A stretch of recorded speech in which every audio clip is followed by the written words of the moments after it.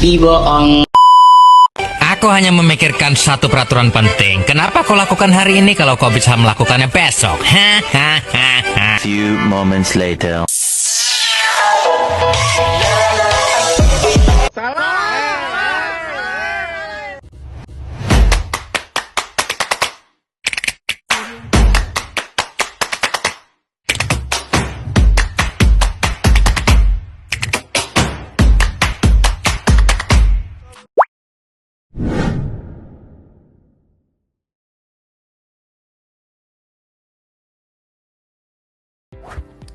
Adapun materinya yang pertama yaitu Bank Umum Syariah.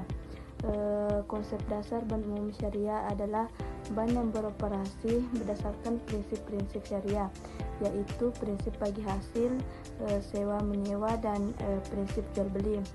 Sejarah Bank Umum Syariah pertama kali didirikan di Indonesia pada tahun 1992, yaitu Bank Muamalat Indonesia. Perbedaan konsep operasional dengan bank umum konvensional. Bank umum syariah tidak menggunakan sistem bunga melainkan dengan sistem bagi hasil. Contoh simulasi perbedaan bagi hasil. Yang pertama yaitu bank umum syariah. Nasabah menyimpan uang 10 juta di bank dengan bagi hasil 5%. Jika bank memperoleh keuntungan 100 juta, maka nasabah akan mendapatkan bagi hasil 5 juta. Adapun bank konvensional yaitu nasabah menyimpan uang 10 juta di bank dengan bunga 5%. Nasabah akan mendapatkan bunga 500 per tahun. Strategi pengembangan meningkatkan kesadaran masyarakat tentang keuangan syariah, meningkatkan kualitas layanan dan mengembangkan produk-produk sesuai dengan prinsip-prinsip syariah. Materi kedua yaitu BPRS atau Bank Pembiayaan Rakyat Syariah. Konsep dasar BPRS adalah bank yang beroperasi berdasarkan prinsip-prinsip syariah dan fokus pembiayaan mikro dan kecil. Sejarah BPRS pertama didirikan di Indonesia pada tahun 1992.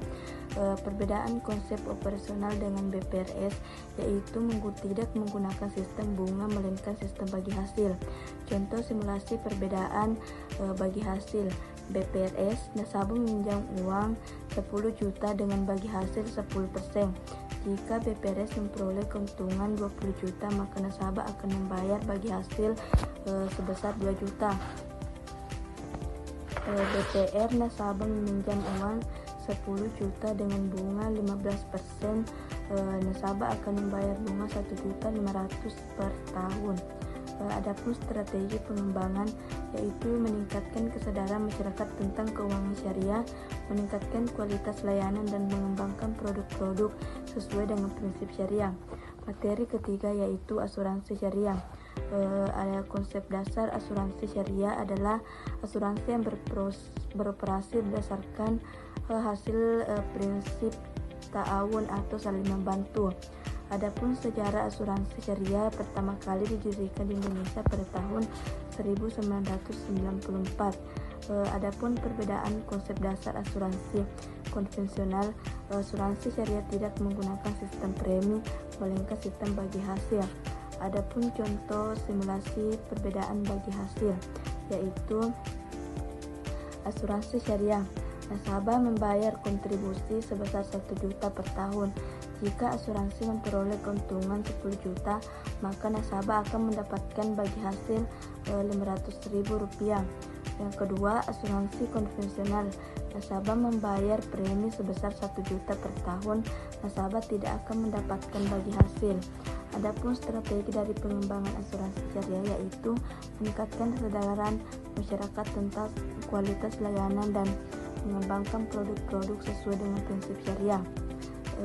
Materi keempat yaitu pegadaian syariah. Konsep dasar pegadaian syariah adalah pegadaian beroperasi berdasarkan prinsip-prinsip syariah, yaitu prinsip bagi hasil dan prinsip ra atau gadai. Sejarah pegadaian pertama kali didirikan di Indonesia pada tahun 2003. Perbedaan konsep dasar dengan pegadaian konvensional yaitu tidak menggunakan bunga melainkan sistem bagi hasil. Adapun contoh simulasi perbedaan bagi hasil pegadaian syariah yaitu Nasabah menggadaikan barang dengan nilai 10 juta. Jika penggadaian memperoleh keuntungan sebesar 2 juta, maka nasabah akan membayar bagi hasil sebanyak 2 juta rupiah. Pegadaian konvensional, nasabah menggadaikan barang dengan nilai 10 juta, maka nasabah akan membayar bunga sebesar 1 juta per tahun. Materi kelima yaitu BMT atau Baitul Mal Wat Tamwil. Adapun konsep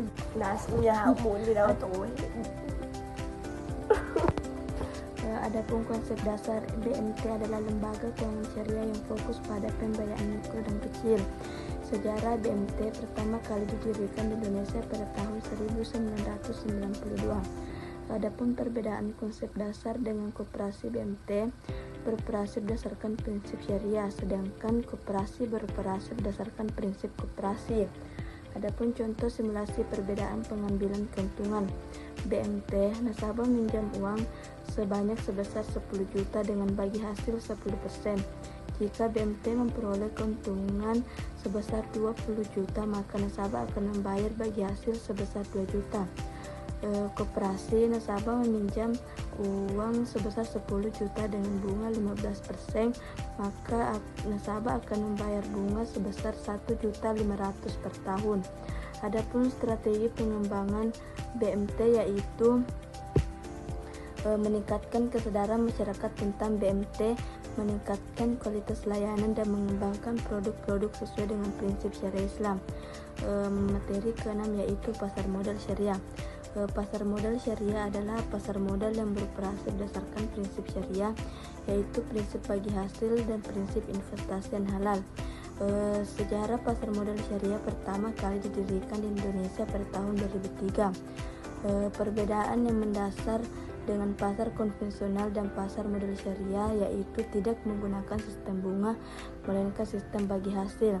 Adapun contohnya yaitu pasar modal syariah, investor membeli saham dengan nilai 10 juta. Jika perusahaan memperoleh keuntungan sebesar 20 juta, maka investor akan mendapatkan bagi hasil sebesar 2 juta. Pasar modal konvensional, investor membeli saham dengan nilai 10 juta, maka investor akan mendapatkan dividen sebesar 1 juta per tahun. Strategi pengembangan yaitu dengan meningkatkan kesadaran masyarakat tentang pasar modal atau meningkatkan kualitas layanan masyarakat dan mengembangkan produk-produk sesuai dengan prinsip syariah Islam. Materi ketujuh yaitu fintech syariah. Fintech syariah adalah teknologi keuangan yang beroperasi berdasarkan prinsip-prinsip syariah, yaitu prinsip bagi hasil dan prinsip investasi yang halal. Fintech syariah pertama kali didirikan di Indonesia pada tahun 2016. Perbedaan konsep dasar dengan fintech konvensional. Fintech syariah tidak menggunakan sistem bunga, melainkan sistem bagi hasil. Contoh simulasi perbedaan sistem pengambilan keuntungan yaitu fintech syariah. Contohnya yaitu investor meminjamkan uang sebesar 10 juta dengan bagi hasil 10%.